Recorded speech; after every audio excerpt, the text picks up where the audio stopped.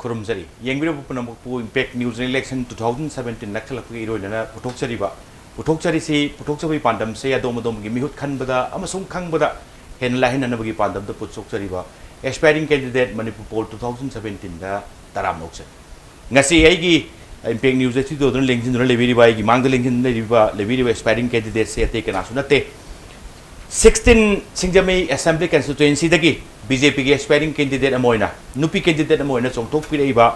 Pukhanba Mongbi Irom Soni ne Irom Soni bo Impact News studio da taramuk Soni yanba wahang ngai tai wahang oina khanbiru no just what is some what is habadong sum what is hasi both se Manipur da maroina sum haina base ekoina ngasi bura sum thengaja base nupi gi ekoi gi kai tare presentation ngasai gi higher decision making body singsida nupigi akoigi mihutsi what padong sum to we of Manipur da adum toine ngangai as a context Manipur ki natabida overall country gi yeng so nupi representative sing se higher forum sida khara what padong sum to hai tai soni na candidate oi meaning se nupi gi decision making da nupi yaw bo sing mathau ta na khanbi badagira natragana BJP ki web se hojik se yam kana leiri center da BJP na pairi adugi khudung chabadu lom badigi oidore kari ne oidoino tasing haraga dc tamuna hangbiriba question se sigi answer mak tamuna haibiriba pot animak se oigani haibadi nupi ama oina hojik issue mayam ama su leire aduga hoigi decision making kanoda Karasu Wale, Piggy, and say my forum, see the Karasu Wale. Aduda su I adum Sarugazaningi, Aduga Loina na, Hoseki, BJP, Vape, Labor, Katangi, Natana, BJP, the sing Haga the BJP, Dina, Takantori say, Hosi, Prime Minister. Narendra Modi masamak sigi magi work culture hai gadra koina thabak tawbagi adagi yamna prajagi oiba just akogi as a prime minister as a no phamama pairabani haidana lai thokpa katang nataba activities ta mayam ama mana mathang oina tawra iba singse akoi adum koipuna madum uba phangine aduna adudagi inspire oiraga maruina haitare adudagi inspire oiraga akoigi hauzik Manipur da leiba situation si kitang akoina pambada kitang wat pa haigadra yamna hena phajaba yaba Manipur se yamna akoigi mayam mamangda heta no one of the best kai haini landmark yamna not just level du yogdabasi to the hybridinate adubu level du yogdi hybridinate at the same time both ki asagi decision making do su yes nupi gi participation si wale aduga lona na Narendra Modi gi leadership si masi yamna thaganinga wai masina maram oraga asagi BJP pambagi aduga politics ta maroina vote leming wi wakal se adudai lakpuni haibani exactly so my next question is politics ta khong ta bi ko camp the thing the politics it's a new venture I mean nauri duga politics di nauraga su akuna seva haigadra kogi service sigumba sidadi aina khara dum hanadagi tawrakpa service se definition se tongale ko loina mag magi na individual khuding maki tongale aduna ai isa maki definition oina service ki kano se definition se hairagadi isa se hana matik chaba no matik chaba haibagdi both no mentally spiritually no everything isa se kitang hana perfect oira kanda aina any thabak tawbudo mapung phaba thabak ama oigani haina khalle aduna aina hamba ai sum life series aina search tawjarak pase ai isa se hana kamaina perfect oigani haiba sida ayamba adum wakhanse khalle ko aduna smaina sum tawbada aina khudung chaba haigadra laibak phaba haigadra akoi gi program ama khak thengna jaruba program ama khak yaurubada ꯍꯧꯖꯤꯛꯀꯤ ꯄ꯭ꯔꯣꯒ꯭ꯔꯥꯝꯁꯦ ꯃꯌꯥꯝꯅꯁꯨ ꯑꯗꯨꯝ ꯈꯪꯅꯔꯤꯕ art of ꯂꯤꯕꯤꯡ international ꯑꯣꯔꯒꯅꯥꯏꯖꯦꯁꯟꯁꯤꯒꯤ ꯃꯈꯥꯗ ꯆꯠꯊꯕ ꯄ꯭ꯔꯣꯒ꯭ꯔꯥꯝꯅꯦ only 6 days programme ꯑꯩꯈꯣꯏꯒꯤ state gas ꯍꯥꯎꯁꯇ 2003ꯗ ꯇꯧꯈꯤꯕ ꯑꯗꯨ ꯌꯥꯎꯔꯨꯕꯗ ꯑꯩꯉꯣꯟꯗ ꯏꯁꯥꯗ ꯆꯦꯟꯖ ꯑꯃ ꯂꯥꯛꯈꯤ ꯗꯦꯟ ꯑꯩꯅ ꯒ꯭ꯔꯦꯖꯨꯋꯦꯂꯤ ꯑꯗꯨꯝ ꯑꯗꯨꯒꯤ ꯑꯥꯔꯠ ꯑꯣꯐ ꯂꯤꯕꯤꯡꯁꯤꯒꯤ ꯃꯥꯒꯤ ꯐꯤꯂꯣꯁꯣꯐꯤ ꯍꯥꯏꯒꯗ꯭ꯔꯥ ꯃꯥꯒꯤ ꯀꯩꯅꯣꯁꯦ ꯁꯨꯝ ꯐꯣꯂꯣ ꯇꯧꯖꯔꯒ ꯁꯤꯗ ꯌꯥꯎꯔꯤꯕ ꯍꯥꯏꯗꯤ ꯁꯦꯕꯥ ꯁꯔꯚꯤꯁꯄꯨ ꯑꯣꯏꯔꯣ ꯑꯣꯔ ꯑꯦꯅꯤ ꯑꯩꯈꯣꯏꯒꯤ ꯄ꯭ꯔꯣꯒ꯭ꯔꯥꯝ ꯃꯊꯪ ꯃꯊꯪ ꯆꯠꯊꯔꯤꯕ ꯃꯌꯥꯝꯒꯤ ꯌꯨꯠ ꯂꯤꯗꯔꯁꯤꯞ ꯇ꯭ꯔꯦꯅꯤꯡ ꯄ꯭ꯔꯣꯒ꯭ꯔꯥꯝꯕꯨ ꯑꯣꯏꯔꯣ ꯁꯤꯒꯨꯝꯕꯁꯤꯡꯁꯦ ꯁꯨꯝ ꯒ꯭ꯔꯦꯖꯨꯋꯦꯂꯤ ꯌꯥꯎꯖꯔꯨꯕ ꯍꯥꯏꯇꯥꯔꯦ ꯑꯗꯨꯒ ꯁꯤꯒꯤ ꯃꯄꯨꯡ ꯐꯥꯅ ꯑꯩꯈꯣꯏꯅ ꯍꯧꯖꯤꯛꯀꯤ ꯑꯥꯔꯠ ꯑꯣꯐ ꯂꯤꯕꯤꯡꯁꯤꯒꯤ ꯏꯟꯁꯇ꯭ꯔꯛꯇꯔ ꯑꯃ ꯑꯣꯏꯅ ꯑꯦꯖ ꯑꯦ ꯐꯨꯜ ꯇꯥꯏꯝ ꯁꯤꯗꯩꯁꯤꯗ ꯊꯣꯏꯗꯣꯛꯅ ꯑꯩꯒꯤ ꯏꯟꯗꯤꯕꯤꯖꯨꯋꯦꯜ ꯑꯣꯏꯅ ꯀꯥꯟꯅꯒꯗꯧꯕꯅꯤ ꯁꯤꯗ ꯃꯣꯅꯤꯇꯔꯤꯂꯤ ꯑꯣꯔ ꯑꯗꯨꯃꯥꯏꯅ ꯀꯥꯟꯅꯒꯗꯧꯕ ꯊꯣꯏꯗꯣꯛꯄ ꯂꯩꯇ꯭ꯔꯒꯁꯨ ꯑꯗꯨꯝ ꯑꯩꯅ ꯃꯁꯤ ꯀꯥꯟꯅꯩ ꯑꯩ ꯏꯁꯥꯗꯗꯤ ꯀꯥꯟꯅꯩꯌꯦꯅ ꯈꯟꯕ ꯑꯗꯒꯤ ꯑꯦꯠ ꯗ ꯁꯦꯝ ꯇꯥꯏꯝ ꯃꯌꯥꯝꯁꯨ ꯏꯁꯥꯈꯛꯀꯤ ꯀꯥꯟꯅꯕ ꯅꯠꯇꯕꯗ ꯀꯅꯥꯒꯨꯝꯕ ꯑꯃ ꯍꯧꯖꯤꯛꯁꯤ ꯃꯔꯨꯑꯣꯏꯅ ꯂꯥꯏꯐꯁꯤ ꯉꯁꯥꯏꯒꯤ ꯁ꯭ꯇ꯭ꯔꯒꯜꯒꯤ ꯆꯥꯡꯁꯤ ꯋꯥꯡꯈꯠꯂꯛꯏ ꯑꯩꯈꯣꯏꯒꯤ ꯃꯔꯨꯑꯣꯏꯅ ꯃꯤꯒꯤ ꯁ꯭ꯇ꯭ꯔꯦꯁ ꯍꯥꯏꯇꯥꯔꯦ ꯄꯣꯊꯥꯕ ꯐꯪꯗꯕ ꯄꯣꯊꯥꯍꯟꯕꯒꯤ ꯃꯔꯝ ꯑꯗꯨꯒ ꯌꯥꯝ ꯄꯤꯁꯐꯨꯜ ꯑꯣꯏꯕ ꯂꯥꯏꯐ ꯑꯃ ꯂꯤꯗ ꯇꯧꯕꯗꯨ ꯃꯊꯧ ꯇꯥꯏ ꯍꯥꯏꯅ ꯈꯜꯂꯀꯥꯟꯗ ꯏꯁꯥꯈꯛꯀꯤ ꯅꯠꯇꯕꯗ ꯑꯇꯩꯗꯁꯨ ꯃꯁꯤꯒꯤ ꯀꯥꯟꯅꯕꯁꯦ ꯄꯤꯅꯤꯡꯕꯒꯤ ꯋꯥꯈꯜꯂꯣꯟꯗꯨꯗ ꯆꯪꯍꯟꯕꯤꯔꯨꯕꯅꯤ ꯃꯦꯟ ꯑꯣꯏꯅ ꯍꯧꯖꯤꯛ ꯊꯝꯕꯤꯈ꯭ꯔꯤꯁꯦ ꯁꯣꯅꯤ ꯃꯔꯨꯑꯣꯏꯅ ꯉꯁꯥꯏꯒꯤ ꯋꯥꯟ ꯋꯦ ꯄꯔꯐꯦꯛꯁꯟ ꯅꯠꯇꯕꯗ ꯄꯔꯐꯦꯛꯁꯟ ꯐ꯭ꯔꯣꯝ ꯏꯚ꯭ꯔꯤ ꯁ꯭ꯄꯤꯌꯔꯁꯤ ꯃꯊꯧ ꯇꯥꯏ ꯍꯥꯏꯕꯅꯤ ꯃꯁꯤ ꯇꯥꯗ꯭ꯔꯒꯗꯤ ꯃꯤ ꯑꯃ ꯂꯤꯗꯔꯁꯤꯞ ꯑꯃ ꯑꯣꯏꯕꯒꯤ क्वालिटीꯗꯨ ꯋꯥꯠꯂꯤ ꯑꯗꯨꯒ ꯃꯤꯑꯣꯏꯕꯁꯤꯡ ꯂꯤꯗ ꯇꯧꯒꯦ ꯍꯥꯏꯕ ꯇꯥꯔꯒꯗꯤ ꯋꯥꯟ ꯋꯦ ꯄꯔꯐꯦꯛꯁꯟ ꯁꯤꯅ ꯌꯥꯗꯦ ꯄꯔꯐꯦꯛꯁꯟ ꯐ꯭ꯔꯣम ꯏꯚ꯭री ꯁ꯭ꯄꯤꯌꯔꯁꯤ ꯃꯊꯧ ꯇꯥꯏ ꯍꯥꯏꯕꯅꯤ ꯁꯣꯅꯤ ꯊꯝꯕꯤꯔꯁꯤ ꯁꯣꯅꯤ ꯃꯥꯏ ꯅꯦꯛꯁ ꯀ꯭ꯋꯦꯁꯟ ꯏꯁ ꯃꯔꯨꯑꯣꯏꯅ ꯃꯅꯤꯄꯨꯔ ꯀꯟꯇꯦꯛꯁꯇ ꯍꯥꯏꯕ ꯇꯥꯏ ꯑꯩꯈꯣꯏꯒꯤ ꯅꯨꯄꯤꯁꯤꯡꯁꯤ ꯃꯔꯨꯑꯣꯏꯅ ꯑꯩꯈꯣꯏ ꯁ꯭ꯋꯥꯏꯗ ꯇꯧꯕꯁꯤ ꯂꯩꯀꯥꯏ ꯂꯩꯀꯥꯏꯗ ꯀꯩꯅꯣꯝ ꯍꯦꯛ ꯊꯣꯛꯑꯕ ꯅꯠꯇ꯭ꯔꯒꯅ ꯂꯩꯕꯥꯛꯀꯤ ꯀꯔꯤꯒꯨꯝꯕ ꯏꯁꯨ ꯍꯦꯛ ꯂꯥꯛꯑꯕ ꯃꯩꯔꯥ ꯄꯥꯏꯕꯤ ꯍꯥꯏꯕꯒꯤ ꯄꯣꯠ ꯑꯃ ꯑꯗꯨꯝ ꯌꯥꯝ ꯀꯃꯟ ꯑꯣꯏ ꯍꯥꯏꯖꯔꯤꯕ ꯀꯩꯅꯣꯝ ꯊꯣꯛꯑꯁꯨ ꯃꯩꯔꯥ ꯄꯥꯏꯕꯤ ꯂꯥꯛꯈꯤ ꯃꯩꯔꯥ ꯄꯥꯏꯕꯤ ꯀꯧꯈꯤꯗꯤ ꯌꯥꯝ ꯍꯥꯏꯅꯩ ꯃꯦꯟ ꯑꯣꯏꯅ ꯉꯁꯥꯏꯒꯤ ꯍꯥꯌꯔ ꯐꯣꯔumꯗ ꯗꯤꯁꯤꯖꯟ ꯃꯦꯀꯤꯡꯒꯤ ꯂꯩꯔꯤꯕꯁꯤꯡꯁꯤꯗ ꯅꯨꯄꯤꯒꯤ ꯄ꯭ꯔꯖꯦꯟꯇꯦꯁꯟ ꯋꯥꯠꯄꯁꯦ ꯃꯁꯤ ꯅꯨꯄꯤꯁꯤꯡꯁꯤꯅ ꯗꯤꯁꯤꯖꯟ ꯃꯦꯀꯤꯡꯒꯤ ꯐꯣꯔumꯁꯤꯗ ꯂꯥꯛꯎ ꯌꯥꯗꯕꯒꯤꯗꯒꯤꯔꯥ ꯅꯠꯇ꯭ꯔꯒꯅ ꯅꯨꯄꯥꯁꯤꯡꯁꯤꯅ ꯅꯨꯄꯤꯒꯤ ꯄꯥꯔꯇꯤꯁꯤꯄꯦꯁꯟꯁꯦ ꯃꯊꯧ ꯇꯥꯏ ꯍꯥꯏꯕꯁꯦ ꯃꯁꯛ ꯈꯪꯗꯕ꯭ꯔꯥ ꯅꯠꯇ꯭ꯔꯒ ꯏꯒꯅꯣꯔ ꯇꯧꯕꯗꯅ ꯀꯔꯤꯅꯦꯅ ꯊꯝꯕꯤꯅꯤ ꯃꯁꯤ ꯑꯅꯤꯃꯛ ꯑꯃꯠꯇ ꯅꯠꯇꯕ꯭ꯔꯥ ꯍꯥꯏꯕꯗꯤ ꯀꯩꯅꯣꯁꯨ ꯑꯩꯈꯣꯏꯒꯤ ꯃꯩꯔꯥ ꯄꯥꯏꯕꯤ ꯑꯣꯏꯔꯣ ꯑꯃ ꯑꯣꯏꯔꯣ ꯅꯨꯄꯤꯁꯤꯡꯒꯤꯁꯨ ꯑꯋꯥꯠꯄ ꯂꯩꯇꯦ ꯍꯥꯏꯕꯗꯤ ꯑꯗꯨꯝ ꯊꯣꯛꯂꯛꯑꯦꯕ ꯃꯣꯏꯅ ꯍꯦꯛꯇ ꯁꯥꯏ ꯑꯋꯦ ꯇꯧꯕꯁꯨ ꯅꯠꯇꯦ ꯑꯗꯨꯝ ꯊꯣꯛꯂꯛꯏ ꯊꯣꯛꯄꯗꯤ ꯑꯦꯟ ꯑꯦꯠ ꯗ ꯁꯦꯝ ꯇꯥꯏꯝ ꯑꯗꯨꯝ ꯆꯥꯟꯁ ꯑꯣꯄꯣꯔꯆꯨꯅꯤꯇꯤꯁꯨ ꯄꯤꯕ ꯍꯥꯏꯕꯗꯤ ꯃꯔꯨꯑꯣꯏꯅ ꯑꯩꯈꯣꯏꯅ ꯃꯦꯜ ꯗꯣꯃꯤꯅꯦꯇꯦꯠ ꯑꯣꯏꯕꯅꯤꯅ ꯑꯣꯄꯣꯔꯆꯨꯅꯤꯇꯤ ꯍꯥꯏꯔꯒꯗꯤ ꯅꯨꯄꯥꯅ ꯄꯤꯕ ꯑꯗꯣꯝꯗ ꯍꯦꯛꯇ ꯂꯥꯛꯄ ꯀꯩꯅꯣ ꯇꯧꯋꯦ ꯑꯗꯣ ꯑꯣꯄꯣꯔꯆꯨꯅꯤꯇꯤꯁꯨ ꯑꯗꯨꯝ ꯂꯩꯀꯣ ꯕꯠ ꯁꯤ ꯑꯩ ꯅꯨꯄꯤ ꯑꯃ ꯑꯣꯏꯅ ꯑꯩꯈꯣꯏꯗꯒꯤꯁꯨ ꯈꯤꯇꯪ ꯑꯋꯥꯠꯄ ꯑꯣꯏꯅ ꯑꯣꯏꯒꯗ꯭ꯔꯥ ꯍꯥꯏꯕꯗꯤ ꯑꯩꯈꯣꯏꯅ ꯌꯧ just ꯃꯩꯔꯥ ꯄꯥꯏꯕꯤ ꯍꯥꯏꯔꯒ ꯌꯧ ꯊꯣꯛꯄꯗꯨꯗꯤ ꯊꯣꯛꯄ ꯑꯗꯨꯒ ꯉꯁꯥꯏꯒꯤ ꯏꯟꯗꯤꯕꯤꯖꯨꯋꯦꯜꯒꯤ ꯔꯦꯁꯄꯣꯟꯁꯤꯕꯤꯂꯤꯇꯤꯒꯤ ꯃꯇꯥꯡ ꯂꯥꯛꯑꯒꯗꯤ ꯈꯔ ꯍꯦꯛ ꯈꯤꯇꯪ ꯀꯤꯕ ꯈꯤꯇꯪ ꯅꯨꯡꯉꯥꯏꯇꯕ ꯍꯦꯖꯤꯇꯦꯁꯟ ꯑꯃ ꯐꯤꯜ ꯇꯧꯕ ꯃꯥꯜꯂꯦ ꯑꯗꯨꯒꯤ ꯄꯣꯠ ꯁꯤꯗꯩꯁꯤꯗ ꯑꯩꯈꯣꯏꯅ ꯈꯤꯇꯪ ꯁ꯭ꯇ꯭ꯔꯣꯡ ꯑꯣꯏꯅ ꯊꯣꯛꯂꯛꯑꯒ ꯑꯩ ꯏꯁꯥꯒꯤ ꯑꯦꯛꯖꯥꯝꯄꯜ ꯑꯗꯨꯝ ꯀꯩꯅꯣ ꯇꯧꯒꯦ ꯑꯩ ꯍꯧꯖꯤꯛ ꯑꯦꯁꯄꯥꯏꯔꯤꯡ ꯀꯦꯟꯗꯤꯗꯦꯠ ꯑꯃ ꯑꯣꯏꯅ ꯊꯣꯛꯆꯔꯛꯏ ꯑꯗꯨꯃꯛꯄꯨ ꯍꯥꯟꯅꯗꯒꯤ ꯑꯩꯅ ꯌꯥꯝꯅ ꯍꯦꯛꯇ ꯑꯩ ꯁꯤ ꯍꯥꯏꯗꯅ ꯊꯣꯛꯂꯛꯈꯤꯗꯒꯤꯁꯨ ꯑꯗꯨꯝ ꯃꯦꯕꯤ ꯏꯁꯥꯅꯗꯤ ꯄꯥꯝꯃꯒꯁꯨ ꯈꯤꯇꯪ ꯁꯤꯆꯨꯋꯦꯁꯟꯅ ꯍꯥꯏꯒꯗ꯭ꯔꯥ ꯀꯔꯤꯅ ꯍꯥꯏꯒꯗꯣꯏꯅꯣ ꯌꯥꯝꯅ ꯍꯦꯛꯇ ꯀꯩꯅꯣ ꯇꯧꯈꯤꯗꯦ ꯑꯗꯨꯅ ꯑꯁꯤꯒꯨꯝꯕ ꯈꯔ ꯂꯩꯕꯅꯤꯅ maybe ꯑꯩꯈꯣꯏ right time will come matam chaba magi kenose laakan nupi gi su aduga hauji akoigi India gi prime minister sina su nupi si amna kanoma awang thak thangani isagi oinadi huji yes Manipuri context participation of women in the decision making body sing se khara handan uraga su madugi matam chap chabam di lakhini adu ngasi maki oinadi Sony dadi madu ekoi su lead role lowa decision making forum du yawu yabagi tanjadu yoro abane haira kandani candidate event topic is Sony thank you menoina hujik se Sony sum haina bada ekoi ai nahan aspiring candidate ama tawuda mayam sing sum viewer gi site gi comment chu pirak pa hayu tai moi haire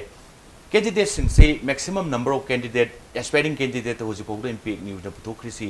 BJP ngak to intawi ate to party ki yaw yaw disin ai su pakhum se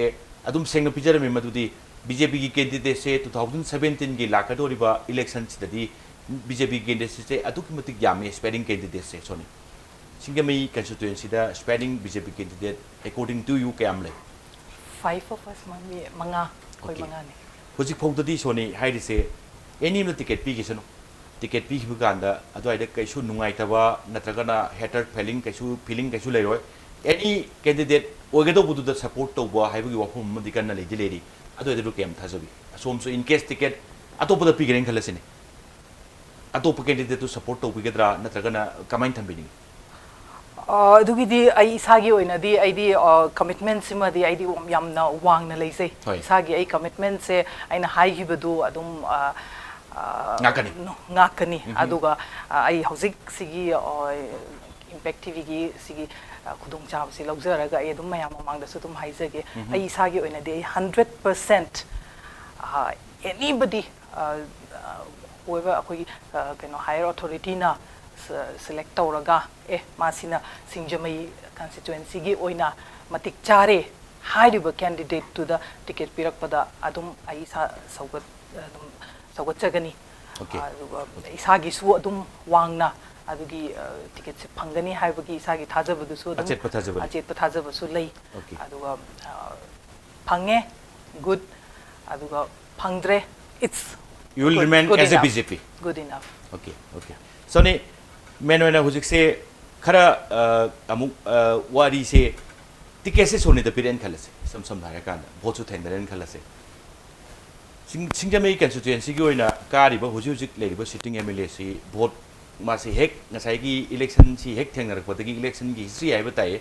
election Keck थेंगरकपदगी only one time defeat नि हुजिक फोक the लेरिसे record से अतई गैदि Lun काबो गाक्तने सम धारे कान in case BJP की ticket से live Fadna सोने नि फंगन खलसे Singjamai assembly constituency tigi mirek oren khalase kwai tigi nang nabor rifle se congress candidate hojiki sitting MLA se oidune sam hare kanda amorom dharaga irai laiba thabak oido mande it will be very big challenge for you aduga Singjamai constituency gi mina sam hare kana Singjamai constituency gi mina BJP pamdoriba natragana congress si yam kuina rule tawre adori khitang hongbom sum thok tai natragana congress na rule tawrok pase Singjamai si chau khote ka haibagi part sing jaga sing Sony na ubuda karai de lebire aduga Sony ne in case candidate na mo oigen khalaba adodi karai part no in case candidate oidana mai ka paen khala kanda oira kanda yamna immediate try gi area simti yam so thore Singjamai se menkat ke kaina khanba area si karai oido no khoi Singjamai gi se akhoi gi tasengna haraga di aina hoji inspiring candidate ama oina thokchara isisu hauzik lairiba present yamna situation not exactly situation hauzik lairiba khoigi amu power defeat taw amu khatang defeat taw rakpada ngairi adum kadana da lai hairiba hauzik minister oina lairiba khoigi ming oina panjarabada yamba Sri I Hemochandra mahakna inspire tawraga ai candidate oina thokcharakpani haibasi ai haizaninge karigino haragadi as a leader Singjamai gi kanuma oina sukma hanjan kadana laabani aduga ai gi wakhanda why karigino thabak oina akoina karimta uba phangdribase si sum khanbada adi hanjan kar laaba yamna matik chare mayamna su matik chare kano tawre haidana thagatana laaba simana karim ta tawdana just election mayada khara whatever magi tactics whatever adu tawraga dum yagani khallaga tawribase at least ai wakhandadi adugi to kitang aina discard tawning adugi pot to kitang aina follow tawzaning de aduga maru oina thabak ta focus tawraga thabak sidaisda karam haina chaukat thorang si karam haina Singjamai hariba pikraba area it's just walking distance ni ko koina noma ayuk nganta thuoga Singjamai se cover to ki haiba matam da by evening akoi adum cover to bungam gani ba pikraba area se sidai mayam akoi singjamai dagi praja mayam na tu asi atopa mi singna singjamai gi praja mayam se bu kari nu noi gi sima pham sidai sta kaim ta development hai se u phang ri se kari gi no hai ba question je akoi adum thengnare aduna si angakpa ma oina thueba aduna ai isai adum wakha hangjai ko kari do bugi no se present MLA hosi minister oina lairibo samak se taseng na tawning dribra or akoina mana tawriba thabak tu da akoina khangu dabra uru dabra kari no hai se akoi ngai angakpa ma oeba commitment duga action duga khenaba khara leire khenaba duna maram oira da kuina supaira abanina tawgena bu khalagadi yam toromba yabani tawdabuduna maram oira da yes ai somtang aine oiragadi ai gi tawbu ngambu yengbiu haibani soni no thambiri wakum seng seng haira kan thank you soni Impact News gi aspiring candidate Manipur Poll 2017 commercial break amagi matungda yam thuna handun laksage Impact News meng ta dura lebiu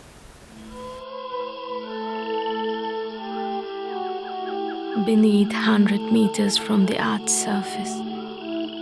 naturally filtered through sand stones, pure, clean and healthy water.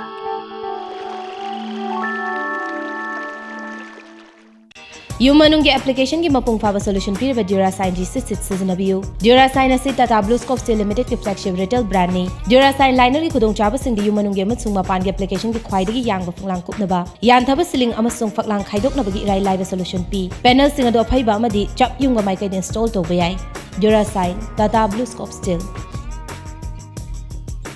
Tata Shakti G6 set sizinabiu. Government piba guideline gi matung inna chap chana quality control torba Tata Shakti ki product ni. Tata Shakti ki product sing set asigi district khudima ki retail outlet sing da fangbigani. Tata Shakti.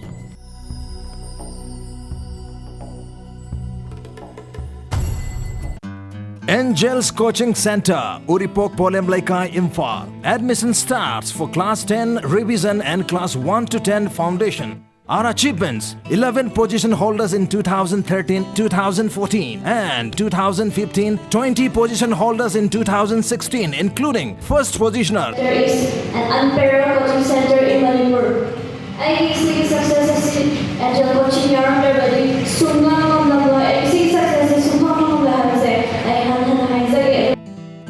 Sunflower Play School Chimanong Konani Kara admission open for 2017 for daycare, pre-nursery, nursery KG. Monthly fee for daycare rupees 550 per month. Monthly fee for pre-nursery, nursery rupees 400 per month. Monthly fee pre-nursery, nursery plus daycare rupees 600 per month. CCTV camera are present in all the rooms. Post vacancy 2 teacher, 1 mother. Date of interview 9 January 2017. Section start from 6 February 2017. Van service available.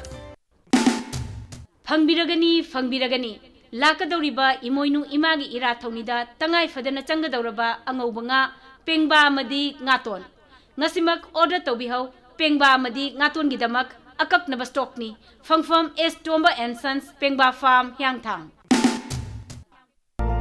My mother had a cardiac arrest. We lost hope because we have visited so many hospitals and they were unable to help us. Thankfully, Sky Hospital came to our rescue by not only saving the life of my mother, but also giving her utmost care with the help of ventilator support by Dr. Shyam Kishore and his team of expert doctor and nurses. They were able to help her gain consciousness and now she is improving. So I'd like to thank Dr. Shyam Kishore and the entire staff of Sky Hospital.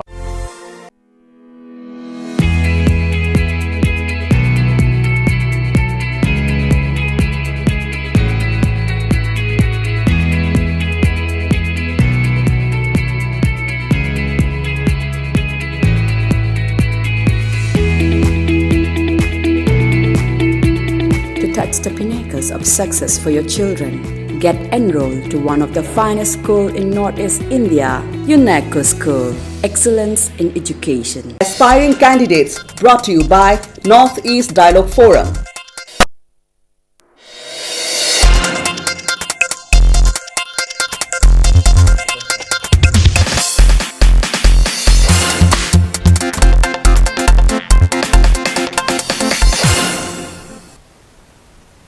Break in matungda yengbi punamak po amuk kan taram noksari.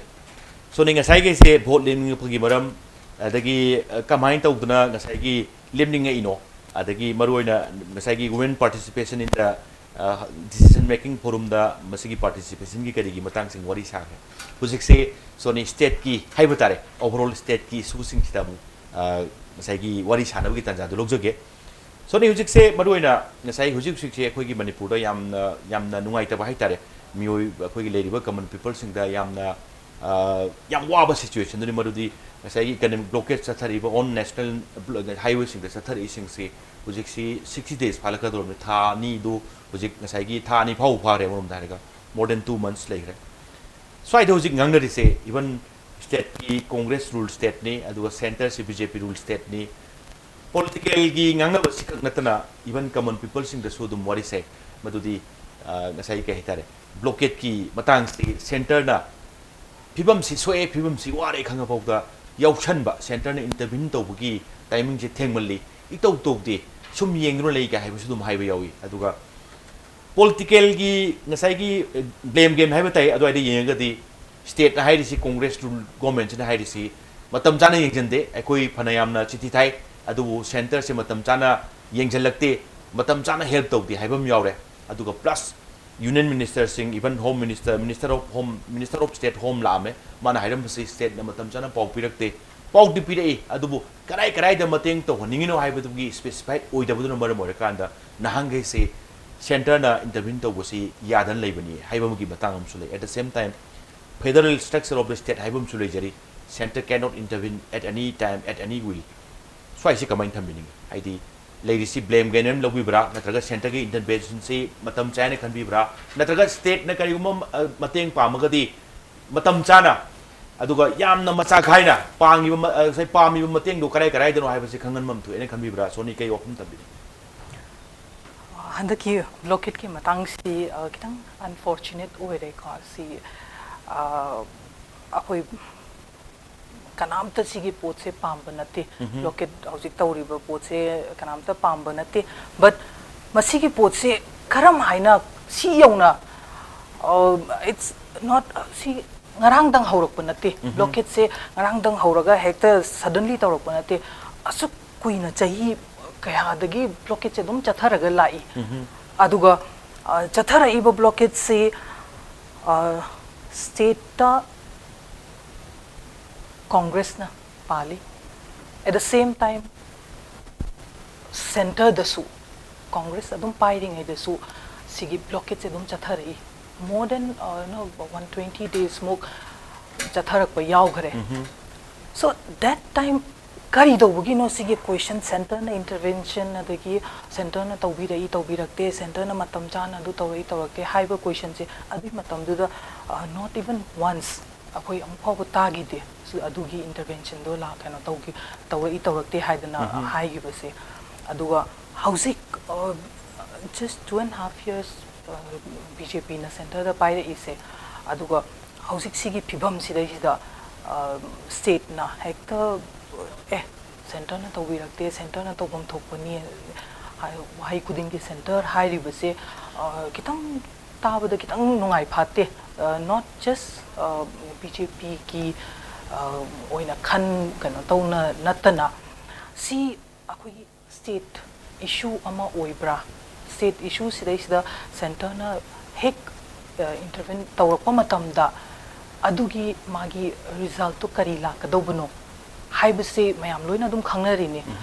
state issue ma deni say suppose adum kano na center na intervene tawre na khalasi direct UNC da bu oiro moida kano tawba matamda adu result se kari la kani state na dui matamdu da akoi state lei na center na si taw makuthing jelai haibe bo haise si la oidabra habidi as a ayamna politics se yam khang hairaba nate nong na gano tawri adu babda akoine sum wakhan se khanba matamda sigumba pot khara uba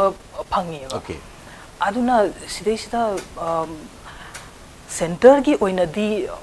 taseng na moi adum tawbum thokpa khara tawribra haina khalli not maybe directly maybe indirectly adugi di akoi high authority sing na hena khangi aduna aduda yamna kanna ina lamjaladrusu ngangjaludragasu yes kariguma tobum khara tobum to coaching tawbududi mami tai haibani som maina aduga state ki subject ni adu aduda center na kaisu put pagding tingjan basu yakado mande adu kariguma da tingjalarugasu karigi tingjala ino haibagi question am so dum arise or kodo male hamin son tabiri so jikko so ne handaki manipur da congress government na lokiba 7 new district create tawkiba se soni gi wakhanda masi administrative convenience ki yenga tawkiba manbra natraga election naksalak panina masi ki decision si khara taha tahai natraga na political mileage ru ni kaina khanbibra kari wahum tambini son okay 7 district lautho ibasi sigi magi administrative lakadauba kari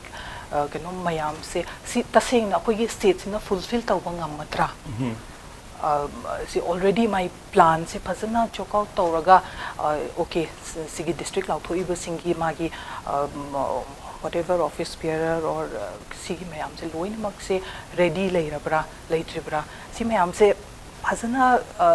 khanaraga tawribra natragana just election mamangda politically tawribra haibase sidi mayam na hena ubirani khangbirani karigino haragadi hojik lairiba situation sidaista manipur sida thabak tawriba mipum khudimak se tolop phangibra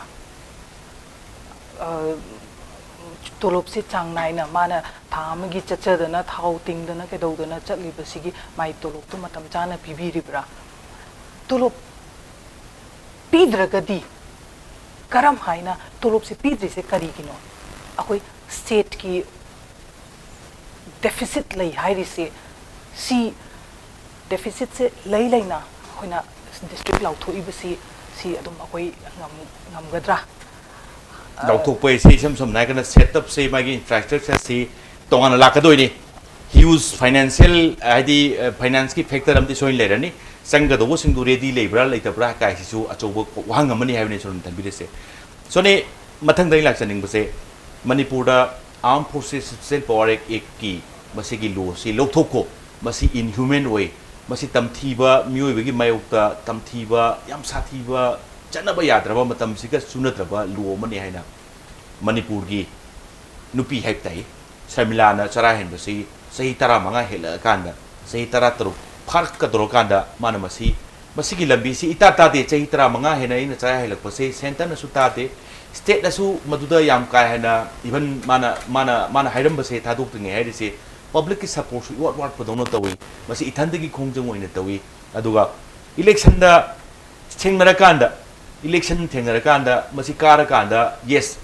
armed forces self power ki struggle masigi against sathaba struggle sidi ai swai de stop to bunate election thengara kanda makha thana mangonda thengnagi ni kaina ga phau iba feeling se kamaina yengbi kamaina kari wahum thamini masi mai decision se sumena lobibra natragana se should continue magi adwagi fast to thadu ki du phati haibe madu nungaiti yang pui janghal akanda kaina haibi ningbra kamai kari wahum thamini so tasengna adugi matang di ai mot oina di hoi individual kano decision haiba malai ko hoigi che Sarmilana decision logiba mana fast ki decision logiba si ma masana individual oina logiba ni hoi mayam gi adu da yamna support tawdana phajana dum chathagi aduga hojik amuk mana election sidisida tawraga magi pandam si sidagi phangani haidana khandana somda amuk mai onjalakpani ado it's ai mot di purely magi individual kenora sidisida aina tuduna phai natraga phatti hairubugi aionda comment piningai right set okay kaidi mana masana chapchana khanjara kanda maram chai hena torpa action singni lorpa phirep singni ado ru comment pijaning de sahi taramanga chara helak pudusu yamna araiba thodu amadi nate adu yes adu ai du kari gum khara ifang phangak tabadagi ses struggle gi mode of struggle si change tawge kaina khalam basu oram bai haibani adu adu comment pibudu kitang lui haibani masi masagi own individual decision ne adu mana lori do adum afabo oram gani haibagi expectation duni chonin thabili se so ne last सोगी कनो हाई तारे नरेंद्र मोदी की मसीगी BJP government लौरखिबा demonetisation की step सी normal सी ओइरेन लौबिबरा नत्रगना स्टिल पीपल आर स्ट्रगलिंग एने खनबिबरा करी वफम तंबिनी की तेंतकना kitang mayam da kitang awa che thing kitang di phange phangaga su sina long term solution amadi porakani haibagi achepa thazaba lai okay mayam na sigida kitang waminara khanda sida lakadoba result sida lakadoba pot se yamna aphaba samaj ama porakpada yamna help oigadra ina khalle aduna wagane adudi numitu da masi wamina sen laukthokhrabani aduga aphaba polama adudi ngamina se habini sonan thabire se samsam na kan coming back again to your constituency sigami constituency da khwaidagi shothaba jaga in case sonina vote ka karagadi kari thabon ihana na packet pena khandi maru oina thabak ti yamna di leirani adubu maru oina akogi lambi thong matik chadriba akogi ward number 16 di kitang bu haina phare na khali ward number 15 ward number 16 se kitang masa egano tauzare ward number 17 se khara ward le sigi development se absolutely kano oina leire phibam se ekta akogi nung chudaba matam da sumang da ising thummaga lei nala kenta chinde aduna sigumba pot se sigumba sidai sta maru oina focus tawraga khara thabak oina pathata yabra haina khali sagi developmental kano se adoi duda sagi maru na drainage matik sa da lambi gi kari kutung cha da sing yana na paika kene kan bi ai bani social lakpase so ne nga sai jabu ne madudi vote ka bai sidi sam hara kanda kendra gi constituency gi mina vote thadara ka doi ni social lakpa tanja se kala ten tak na soni gi kendra gi constituency gi voter oidori sing se pungmen pawmin na bagi tanja pija boina kari wafam thambiningi kari haibiningi adoi do ten tak na matam lokjana ba ina soni din jari akoi singjamai constituency gi presamem kudimakta aina haijaning base handakti akoi ahongba ma poraklasi mayam punna si ahongba si akoi candidate ama khatang na heta ngamgadau nate presamayam gi gano si support se yauraga tomina gadobani aduna ahongba si positive ahongba ma hauzik tasengna center dagi su yamna supportive oiba koi party ama BJP se yamna mayam gi oiba presa mayam gi ne hana khanba kenoma party oina su tawi scheme mayam ama su paikhatana leidi aduna siga koi khusamna na chatminna raga kitang akoi singjamai kendra gi oina singjamai khatang natana ai in haijaning badi akoi manipur pumbagi oina ahongba ma porakna ba taumina si khatang tentak na haijaning okay thank you so ninga si akoi gi impact news se lakpi ba duga aspiring akoi candidate manipur poll 2017 da saruk yabi bi tamok ta impact news mai gi digi soni bu amuka na thagachari ngasi gi oina di impact news gi aspiring candidate manipur poll 2017 matang sta lotion jana ba tajai okle adu lamdam se tholi ba thodo othok kya gi Marek Sumber report kita mak impact news ming ta dun lebi.